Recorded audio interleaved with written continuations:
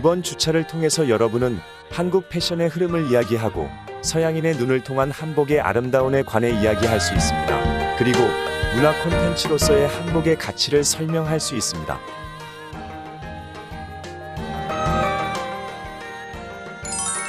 실현되는 아름다움 K-패션. 이번 주는 1차시 세계에서 주목한 K-패션, 2차시 그림으로 보는 한국인의 전통예복, 3차시 동아시아에서 한복의 전래와 유행, 4차시 서양인의 눈에 비친 모자의 나라, 그리고 5차시에는 서양인의 눈에 비친 한복을 학습합니다. 그리고 문화 콘텐츠 속 한복의 현주소로 수업을 마칩니다. 세계에서 주목한 K-패션. 이번 차시 수업을 마치면 여러분은 그림을 통해 전통 복식의 흐름을 설명할 수 있으며 동아시아 속 복식 교류를 통한 한복의 원형인 스키타이 복식과 중국 복식과의 관계를 비교할 수 있습니다. 그리고 서양인의 눈에 비친 한복의 아름다움을 통해 한복의 보편적이면서 독창적인 아름다움을 설명할 수 있습니다. 네, 7주차 강의를 시작하도록 하겠습니다. 본 강의의 주제는 실현되는 아름다움 K-패션입니다. 최근 K-한류를 타고 한복이라고 하는 것이 한 2000년대 이후부터 굉장한 각광을 받고 있는데요. 그 이유가 무엇일까요? 이제 이 강의가 끝날 때쯤이면은 그 이유에 대해서 알게 될 것인데요. 지금부터는 그런 한복에 대해서 좀 역사적인 흐름을 살펴보고, 그리고 그 복식이 어떻게 완성되어 왔는지에 대해서도 좀 살펴보도록 하겠습니다. 그리고 그 복식을 누가 어디서 어떻게 입었을 때 사람들은 아름답다고 얘기했고 열광했는지에 대해서 그 아름다움을 구체적으로 찾아서 또 설명해 보도록 하겠습니다. 이러한 과정을 통해서 정말 세계 사람들이 열광하는 K-패션의 현 주소를 한번 찾아가 보도록 하겠습니다. 자, 지금 여기에서 보시면은요, 두 그림이 있습니다. 여러분들 이 그림이 어떻게 보이시나요? 같은가요? 다른가요? 뭐가 같고 뭐가 다를까요?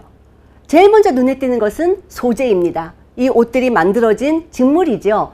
한쪽은 굉장히 광택이 나고 좀 뻣뻣해 보이는 그런 옷감인 거에 반해서 오른쪽에 조선의 여인, 한국의 여인이 입고 있는 것은 좀 부드러운 직물인 듯 하지만 서로 또 같은 점은 무엇일까요? 여기에서 보시면은 눈에 확 띄는 것이 첫 번째, 가슴, 허리, 엉덩이가 강조되고 있다는 것입니다. 그럼 과연 그거를 통해서 이 두 여인은 무엇을 드러내고자 했을까요? 그것은 아마 옷을 입었을 때 무엇을 추구하느냐? 아마 이 두 여인들은 여성성을 이 옷에서 드러내고 싶어 했고, 그리고 그 여성성을 통해서 아름다움의 극치를 보여주고 싶어 하지 않았을까 하고 생각해 봅니다. 자, 그럼 여기서 보세요. 그럼에도 불구하고 다르면서도 같은 공통점이 있었고, 그리고 그 공통점 안에서 다시 말해서 여성성을 드러내고자 하는 그 공통점 안에서도 어떻게 표현하느냐에 따라서 또 다른 느낌이 나오는 거죠. 여기 서양 여성을 보면은요, 허리에서 주름을 잡아서 엉덩이를 굉장히 부풀렸습니다. 이 한국의 여성도 엉덩이가 부풀려지고 있어요. 그런데 그 안에 무엇을 넣어서 엉덩이를 부풀렸느냐 하는 것은 좀 다르다는 거죠. 서양의 여인은 이 안에다 패치코트라고 하는 크리놀린을 넣어서 입은 것이고요. 우리나라 여성은 이 안에 속옷을 겹겹이 껴입음으로써 엉덩이를 부풀리는 이러한 방식을 취하고 있습니다. 그래서 표현하는 방법은 다르지만 여성성을 추구했다라고 하는 점에서는 같기 때문에 서양인이 봤을 때 한복이 아름답고 한국 여인이 봤을 때 서양 의복이 아름답다고 느끼는 거죠. 우리는 같은 것 속에서 서로 다른, 조금 다른, 많이 다르면 또 어색해 보여요. 오히려 조금 다른, 조금 색다른 이런 것에서 아름다움을 느끼게 되는데, 여기에 옷에서 보시면은 바로 그것이 직접적으로 보여진다라고 말씀드릴 수 있겠습니다. 자, 그래서 이렇게 지금 이제 아주 각광을 받고 있는 우리의 한복을 어디서부터 접근해야 될까요? 뭘부터 공부해야 될까라고 생각한다면은 옷차림과 치장의 변천이라고 하는 책이 있는데요. 그 책을 통해서 우리 옷의 기본형이 뭐고 시대별 변천은 어떻게 진행되었는지를 살펴보면서 우리 옷의 역사를 좀 한번 공부해 봤으면 하는 바람이 있습니다.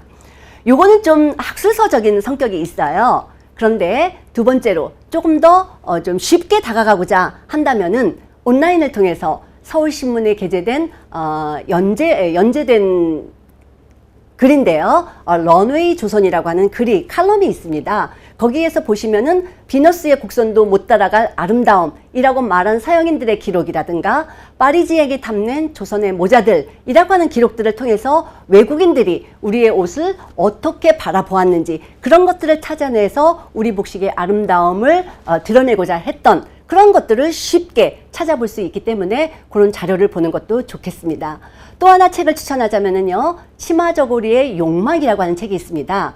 우리는 옷을 통해서 아름답게 보여지는 게 가장 첫 번째 목적이지만 아름답게 보여져서 무엇을 추구할 것인가 라고 하는 것이 오히려 궁극적인 목적이 될 것입니다. 한 예를 들면은요.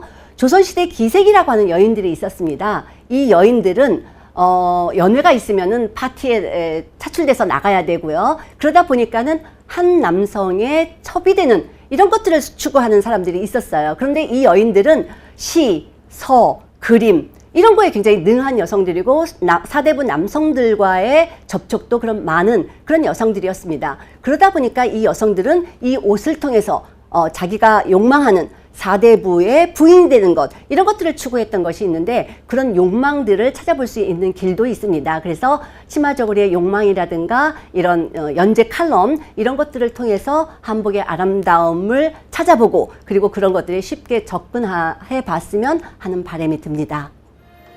본 수업 전 다음 문제를 보시고 정답을 생각해 보세요. 우리나라 전통 의상은 다양한 모습으로 변화해 왔다. 5. X 중 하나를 골라보세요.